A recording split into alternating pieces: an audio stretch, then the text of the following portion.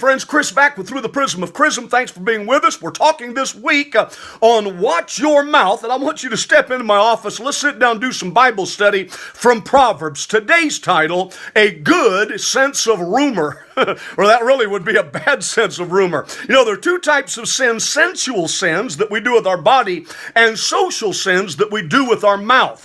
A dirty mouth, a bad mouth, a rotten mouth, a big mouth.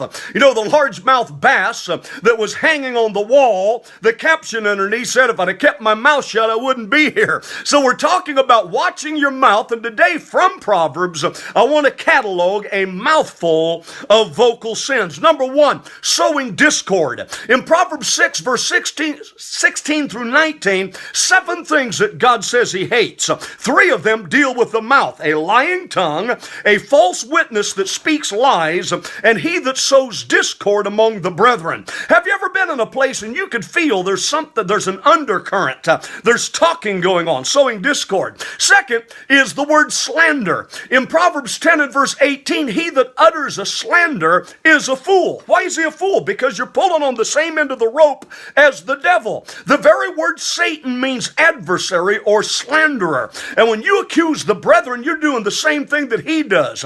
In Romans 1 verse 30 speaks of backbiters, he that backbites with his tongue. And Tenney said, a backbiter is merely a backstabber who has temporarily misplaced his knife.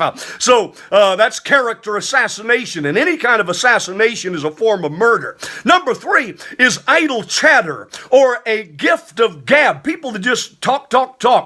Proverbs 10 and verse 19, in the multitude of words there wanteth not sin, but he that refrains his lips is wise. You know, just nonstop chatter, nonsense. Jesus spoke of those who speak idle words. That means what? Just sitting at the red light idling, burning gas, disengaged, not going anywhere.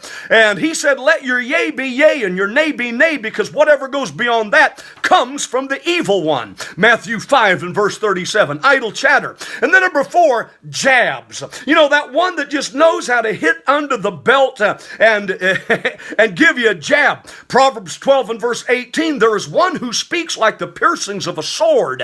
It's a well-timed jab. You know, Mike Murdoch said that the kindest word is the unkind word left unsaid.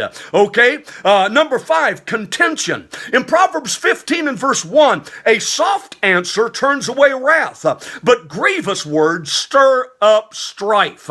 So, no contention. Number 6, whispering.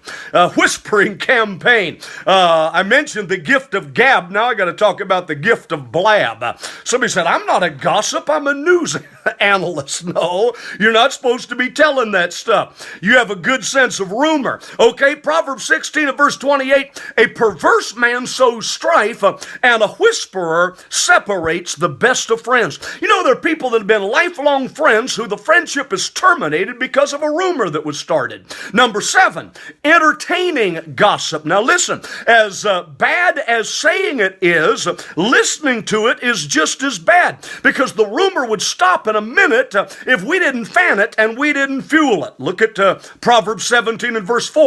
An evildoer gives heed to false lips, and a liar listens eagerly to a spiteful tongue. Just eager to hear it, you know. Rattlers and tattlers, busybodies. And then in Proverbs 20 and verse 19, it speaks of tale-bearing, just telling a tale. He that goes about as a tale-bearer reveals secrets. In other words, somebody's told you something in confidence and you repeat the matter. That separates the best of friends. And then the last thing, and I'm sure there's a whole lot more because this is a mouthful of sins, is flattery. You know, flattery is 90% soft soap, and soft soap is 90% lie. Okay? Proverbs 20 and verse 19, meddle not with him that flatters with his lips. And Proverbs 26 and 28, a flattering mouth works ruin. Do your own study from Proverbs. There's so much in there that tells us that we need to zip up our lip and watch our mouth. Hope you're enjoying this series, learning something from it, and adapting your life to it. Kris here with Through the Prism of Chrism. Tune in tomorrow. Share this with a friend, and God bless you. Have a great day in Christ, okay?